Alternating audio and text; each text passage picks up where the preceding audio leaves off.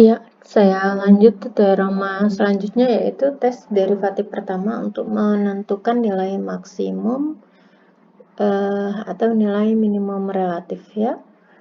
Teoremanya mengatakan jika fungsi f itu kontinu pada interval tertutup AB, berarti dia kontinu di A dan kontinu di B juga ya. Dan C adalah titik dalam dari AB ini. Apabila f ini diferensiabel pada AC, jadi C ini tadi titik dalam sembarang ya. Artinya C ini, kalau titik dalam apa? C itu anggota dari ada di dalam AB. Tetapi C tidak pernah sama dengan A maupun tidak pernah sama dengan B. Dia ada di antaranya. Nah, kemudian kalau diketahui f itu diferensiabel, diferensiabel itu dia punya turunan pada interval terbuka AC dan punya turunan pada interval CB, maka yang pertama, kalau ada suatu persekitaran sehingga f aksen X ya, jadi maksudnya begini, ada suatu di nilai-nilai X tertentu turunannya selalu lebih besar sama dengan 0 gitu.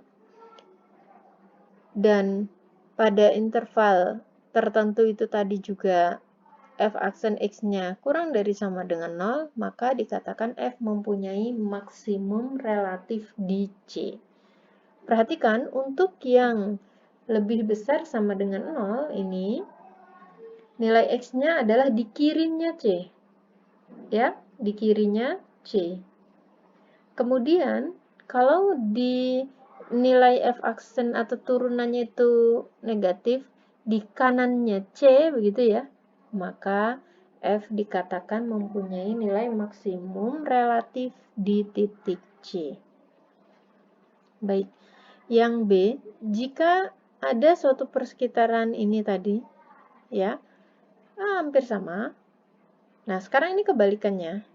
Jadi, kalau pada interval tertentu, berarti pada X tertentu, di kirinya C, pada interval di sebelah kirinya C, nilai f aksen X selalu kurang dari sama dengan 0, dan di kanannya C, ini ya, lebih dari C, dia selalu lebih besar sama dengan 0, maka f dikatakan mempunyai nilai minimum relatif di C. Oke, bisa dibedakan ya di sini. Nah, sekarang saya akan buktikan yang A, yang B analog ya, sama. Di sini dalam membuktikan teorema ini dibutuhkan teorema nilai rata-rata. Silahkan dilihat kembali.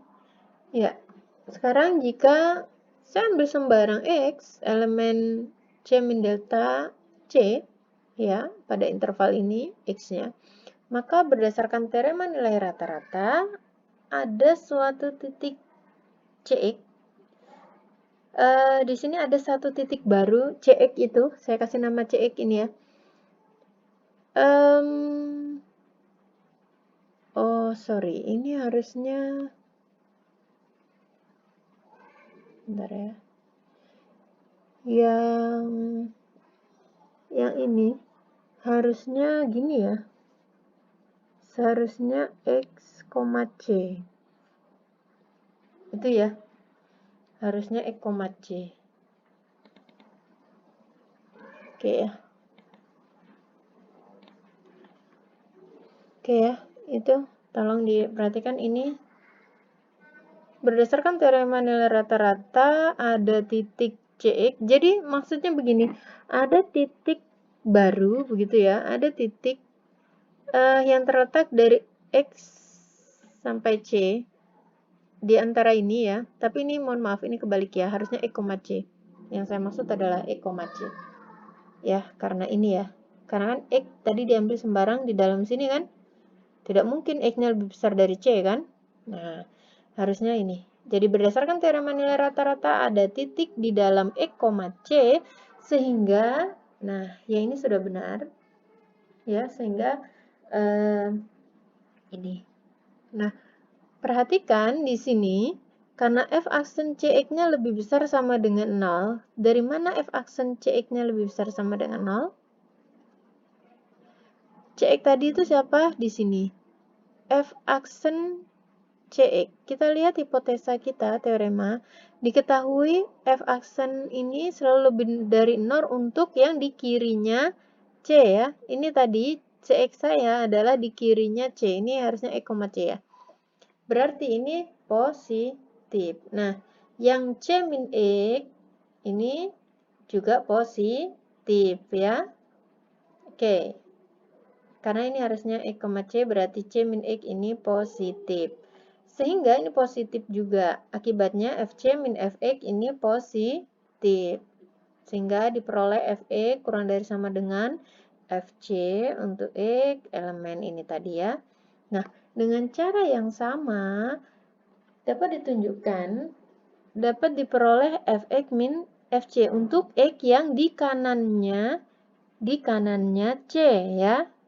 Oke, jadi dengan demikian maka dikatakan fungsi f mempunyai nilai maksimum relatif di C ya. Ini ya, sambil dilihat definisinya. Oke, untuk yang B ini analog ya. Oke, mohon diperhatikan tadi ada koreksi ya di sini. Ini ya. Ada koreksi.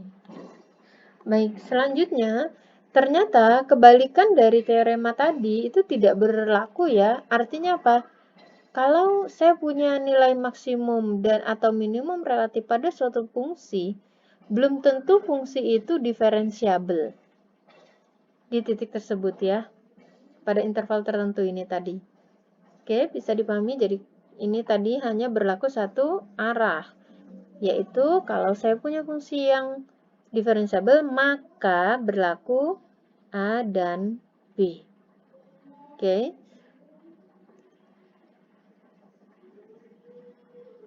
Nah, untuk membuktikan dia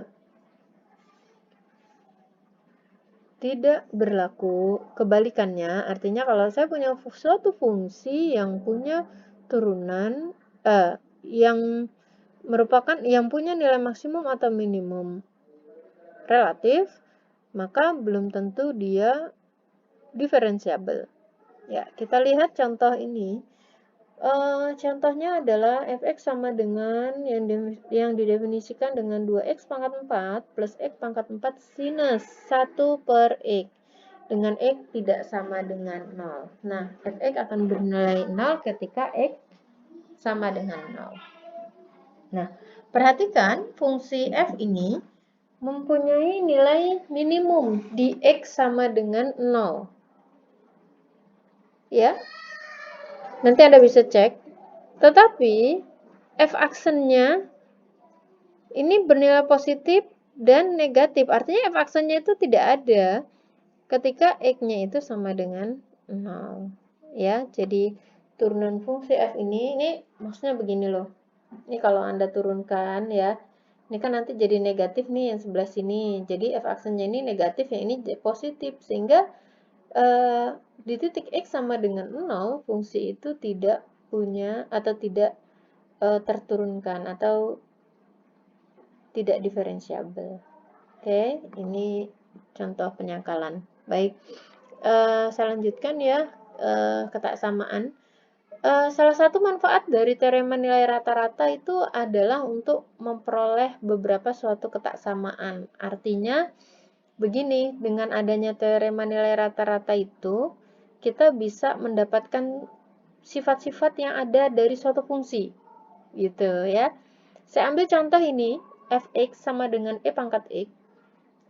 Teman-teman bisa sambil melihat di buku Bartel ya, semua yang saya tulis di sini ada di buku Bartel. Fungsi eksponensial fx sama dengan e pangkat x. Kita tahu bahwa di kalkulus, fungsi e pangkat x ini punya turunan masih kembali lagi e pangkat x gitu ya, untuk semua nilai x manapun. Sehingga, nah, bla bla bla dan seterusnya. Nah, dari hubungan tersebut, kita dapat menurunkan suatu ketaksamaan ini, e pangkat x itu lebih besar atau sama dengan 1 plus x. Ya, dengan kesamaannya, jadi dia akan sama kalau X-nya sama dengan 0. Coba ini Anda substitusikan untuk X sama dengan 0, maka E pangkat 0 jadi 1 ya. Kemudian yang ini 1 tambah 0 jadi 1, jadi sama. Jadi ini akan sama ketika X-nya sama dengan 0. Anda bisa buktikan bahwa pertidaksamaan ini benar dengan prinsip induksi matematika juga boleh ya. Oke. Jika X sama dengan 0, maka kedua ruas ketaksamaan bernilai 1. Ya, itu tadi ya. Kemudian saya ambil jika X-nya lebih dari 0, dengan menggunakan teorema nilai rata-rata terhadap fungsi f pada interval 0x, ya, maka ada C ini berdasarkan teorema nilai rata-rata, sehingga saya peroleh ini. Oke, sehingga dari sini saya bisa menghasilkan suatu ketaksamaan yang sama untuk X kurang dari 0. Jadi ketaksamaan ini tadi dipenuhi untuk semua X dan kesamaan akan diperoleh hanya jika X sama dengan 0. Jadi ini tuh betul. Oke, bisa dipahami di situ. Selanjutnya contoh yang lain fungsi sinus ya. Nanti Anda bisa baca ini fungsi sinus X ya. Oke. Saya lanjutkan ke ini ada yang tidak. Oke, mohon maaf ini ada yang tidak ke ini ya. Coba kita lihat fungsi G sama dengan sin X mempunyai derivatif G aksen X cos X untuk semua X elemen. Kira-kira X elemen apa ini? Oke, kita lihat. Ya, nanti Anda bisa cek di buku Bartel saja ya. Yang ini contoh yang B dan C ya. Saya ambil di situ. Nah, saya mau ke sifat nilai antara dari derivatif. Jadi, dia masuk dalam teorema Darboux ya. Ya, sebenarnya teorema Darboux tuh ngapain ya? Pada bagian ini akan dipelajari teorema Darboux dimulai dengan jika f fungsi yang punya turunan di setiap titik pada suatu interval, maka turunannya itu punya sifat nilai antara. Artinya, f aksen mempunyai nilai A dan B. Maka f aksen juga mengambil suatu nilai di antara A dan B. Ya, Anda akan menyadari bahwa sifat ini satu konsekuensi dari suatu kekontinuan. Kita lihat ya. Nah, sebelum membuktikan teorema Darboux, diperlukan lemma 1, 2, 11 ini ya. Karena nanti untuk membuktikan teorema Darboux itu butuh lemma 1, 2, 11. Saya bahas dulu lemma 1, 2, 11. Lemma ini mengatakan kalau saya punya sembarang interval I, fungsi f itu terdefinisi pada I dan bernilai real, dia punya turunan di C, maka oke, ini ada yang kurang ya, C elemen I ya. Jadi kalau fungsi f punya turunan di C elemen I, maka yang pertama, kalau turunannya ini nanti lebih dari 0, maka pasti ada suatu persekitaran, ada suatu nilai-nilai X tertentu di kanannya C ini ya, di kanannya C, sehingga fx selalu lebih besar dari fc. Ini ya, ini yang pertama. Kemudian, kalau ini f aksen C-nya nilainya negatif atau kurang dari 0, maka di kirinya C itu ya, ada beberapa X di kirinya C, sehingga nanti fx-nya selalu kurang dari fc. Ini maksud dari lemma ini. Jadi, lemma ini saya ulangi mengatakan bahwa kalau saya punya fungsi yang punya turunan di C, dan yang pertama f aksen C-nya lebih dari 0, maka saya bisa menemukan beberapa nilai X di kanannya C ya, dengan fx-nya selalu lebih besar dari fc. Nah, tetapi kalau nanti f aksen C-nya kurang dari 0, maka yang di kirinya C ini, untuk beberapa nilai X yang di kirinya C, maka fx akan kurang dari fc. Gitu ya. Bisa dipahami ya lemma ini. Nah, buktinya kita lihat yang A ya. Oke. Diketahui ini berarti ya, f aksen C-nya lebih dari 0. Berarti limit ini lebih dari 0. Nah, Kita lihat ada berdasarkan definisi turunan ya, maka saya dapat menemukan delta, sehingga untuk ini kurang dari delta berlaku, ininya juga pasti lebih dari 0. Akibatnya, ini Anda bisa, apa namanya ya, mengubah bentuk ini hanya mengalihkannya dengan X min C per X min C, gitu ya. Ini kan bisa Anda bagi ya, saling membagi jadi 1 ya. Oke, saya rasa tidak terlalu sulit, sehingga jika X elemen I dengan X di kanannya C, maka saya punya Fx lebih besar dari Fc ya. Karena apa? X ini, karena X lebih dari C, X min C berarti positif. Yang ini tadi sudah diketahui dia positif ya. Maka diperoleh apa?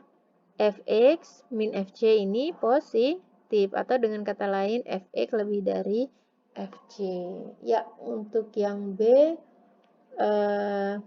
sama ya, caranya sama.